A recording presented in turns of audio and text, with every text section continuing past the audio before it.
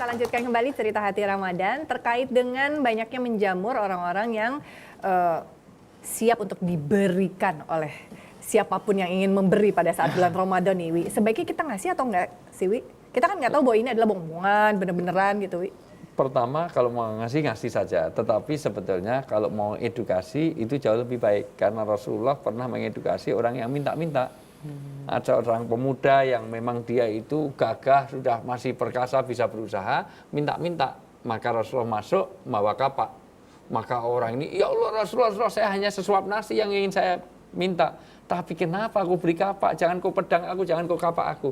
Bukan begitu. Pemuda, kamu cari kayu bakar pakai kapak ini, dan kayu bakar kamu jual, itu jauh lebih baik daripada kamu minta-minta. Karena kamu masih berusaha. Mohon maaf, saya sangat tidak setuju kalau ada orang yang sudah minta-minta sambil entah itu ngamen, entah itu ngampok, entah apa dipikir. Karena itu pengamen enggak. Karena lagunya cuma itu, aku tak mau kalau aku dimadu, cuma diulang-ulang itu cek. Ada juga yang nyanyinya nggak jelas, Tat. Yang di angkot tuh banyak diputar. Ahmad Kamasi, Itu juga. Itu. Ada yang ngancam, saya baru keluar dari penjara, daripada saya berbuat macam-macam, lebih baik saya ada gitu. Lebih baik saya mengamen. Bapak Ibu milih mana? Saya mengamen atau macam-macam? Teriak semua. Macam-macam aja lo, ya Allah. Itu juga. Atau menjual belikan ayat loh ya. Kadang-kadang dia membacakan satu ayat Quran itu hanya untuk belas kasihan. Mohon maaf, itu sebaiknya memang diedukasi. Kalau di Jogja saya senang pada Bapak Wali Kota itu membuat tulisan peduli bukan harus memberi. Salurkan ya. Jadi bahkan di tempat perempatan ditulis kalau perlu itu salurkan kepada lembaga-lembaga sosial yang jelas. Karena mohon maaf, saya sangat tidak terima kalau ada orang ngasih sementara sambil ngerokok, sambil itu. Bahkan di beberapa lagi puasa lagi, belum puasa gitu ya. Itu semuanya.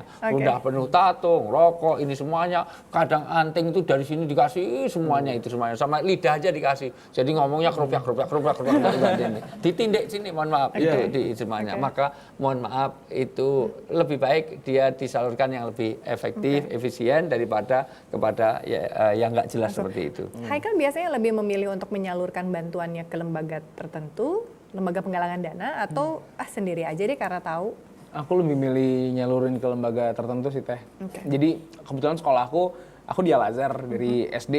Jadi kayaknya kalau ada apa-apa udah deh semuanya ke yayasan aja deh karena lebih jelas mereka pengelolaannya gitu.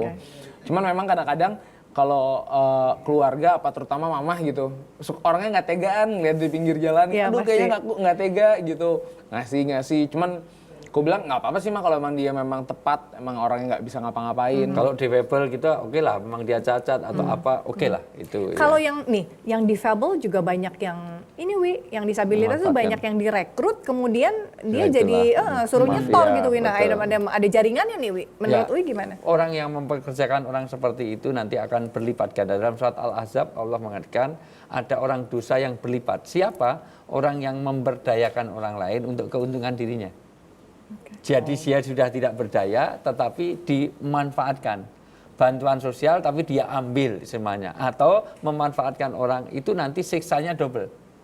Siksa karena pelanggaran dia dan juga mendolimi orang yang tadi. Maka hati-hati ada siksa yang nanti ditimpakan 2 kali lipat kepada orang-orang yang seperti itu. Dia membuat mafia kepada orang-orang, bahkan orang miskin itu dikoordinir, punya setoran segala macam itu semuanya. Kalau saya males ngasih ke pengemis beneran. Kan di UIN tuh suka ada anak-anak kecil minta-minta tuh. Saya males beneran ngasihnya. Saya malah lagi minum ale-ale, kita kasih uang ke dia masuk ke kantin beli es krim. Mahalan dia jajannya. Beneran pernah kayak gitu Teh? Kesel saya beneran. Kamu sedih banget sih pengalaman hidupnya ya Allah. Kesel banget. Saya mau kalau ada yang minta-minta kayak gini nih, minta-minta saya emang gak ngasih langsung. Tos saya bro. Tadi begini dia. Kadang-kadang dia nggak punya uang kecil, dia punya kembalian kok. Gitu. Ibu saya pernah tukar duit receh ke pengemis. Beneran. Gitu ya. Wi, kalau misalnya gini, saya juga pernah punya pengalaman di satu tempat gitu. Misalnya kan kalau ke daerah kita suka kuliner ya. Haikal suka gitu nggak sih? Kita kuliner lalu kemudian suka ada yang ngamen-ngamen. Saya suka bilang, Wi, yaudah nyanyi dong 5 lagu, abis itu saya bayar. Boleh kan Wi kayak gitu ya? Boleh. Tapi juga ada juga yang pengalaman unik. Om saya itu paling nggak suka karena biasanya suaranya pas-pasan. Malah dibayar, saya kasih 100.000, tolong jangan ngomong. Selama saya makan. Iya, jangan nyanyi selama saya makan. Kalau saya biasanya kalau dia nyanyinya enak, saya bilang oke 5 lagu abis itu saya bayar.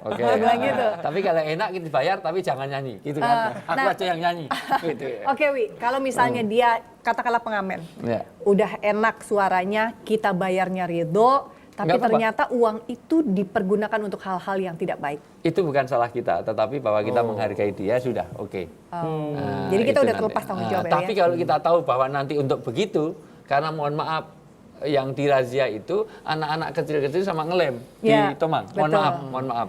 Di beberapa tempat itu seringkali saya pernah lihat langsung di Ramadan ini karena saya menuju ke satu stasiun yang lain. Itu biasanya malam gini ini, itu malam jam 2, jam 1 itu sudah ada anak-anak yang ngelem dalam keadaan itu semuanya. Ya. Jongkok di jembatan Jadi penyeberangan gitu. uang Ini lebih hasil, tahu. uang hasilnya itu, uang hasilnya Jalan-jalan itu, semboyongan ya.